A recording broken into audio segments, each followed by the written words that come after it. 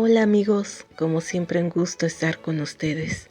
En esta ocasión quisiera que habláramos y conociéramos a un personaje que, sin él no podríamos entender la Revolución Mexicana, y que unido a Francisco y Madero hasta sus muertes, que obviamente fueron asesinatos, no se hubiera originado realmente una unificación de criterios contra el general Victoriano Huerta y sus secuaces, habiendo levantamientos armados contra las tropas del gobierno federal.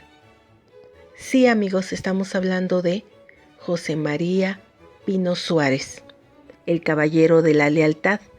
Bueno, sin más que agregar, empezamos.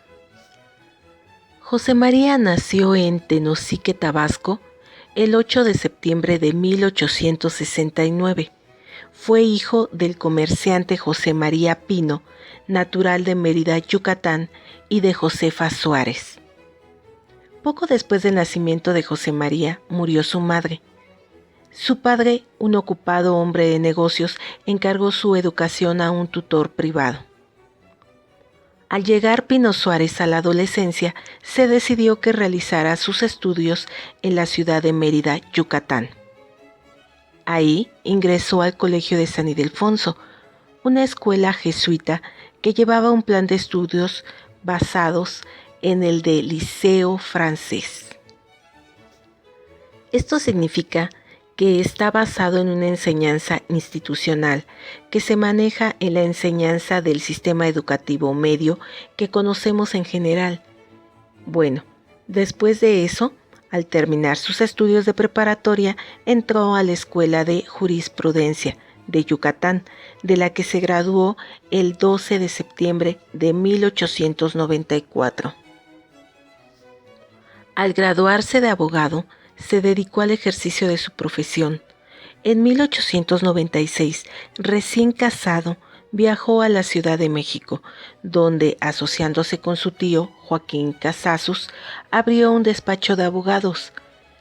Dedicado a esto y a su poesía, la cual nunca dejó de escribir en su tiempo libre.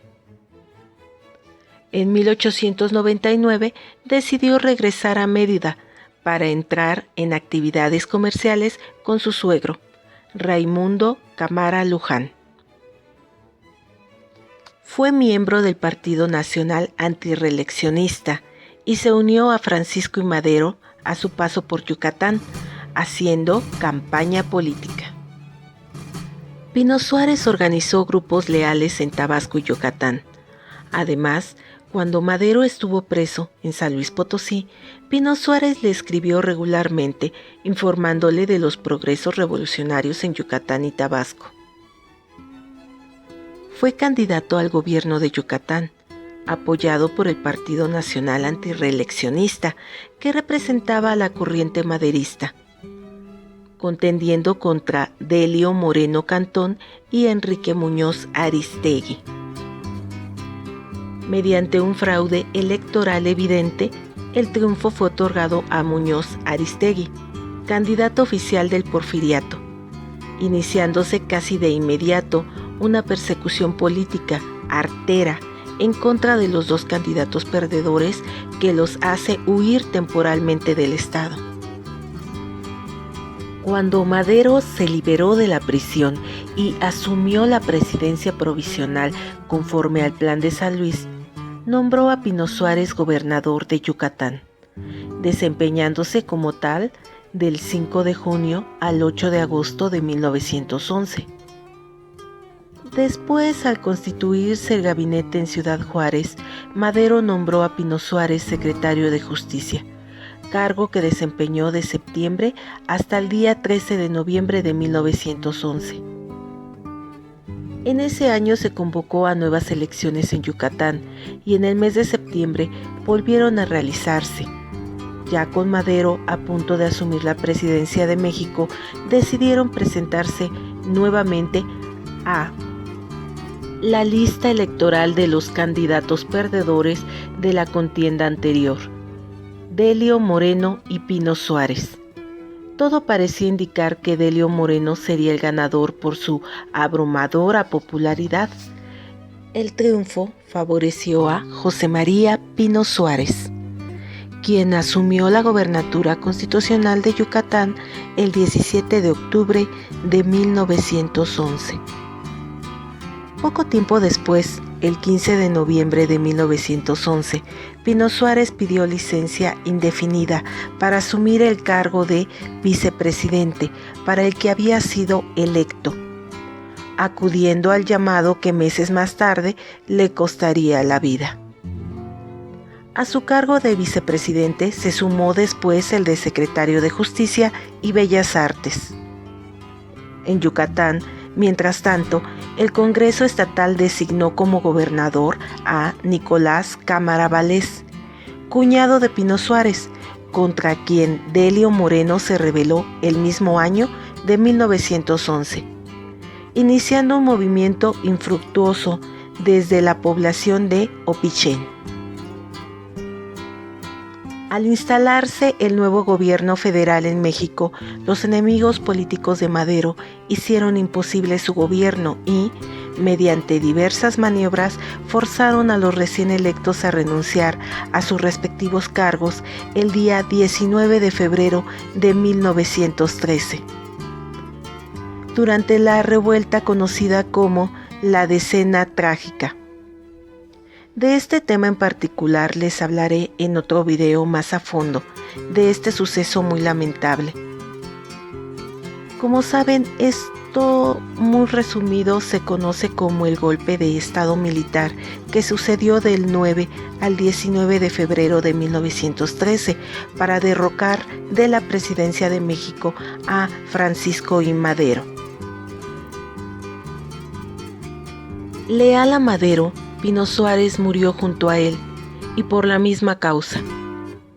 El día 22 de febrero de 1913, ambos fueron asesinados arteramente, cerca de la penitenciaría de la Ciudad de México, donde se les traslada con ese propósito premeditado.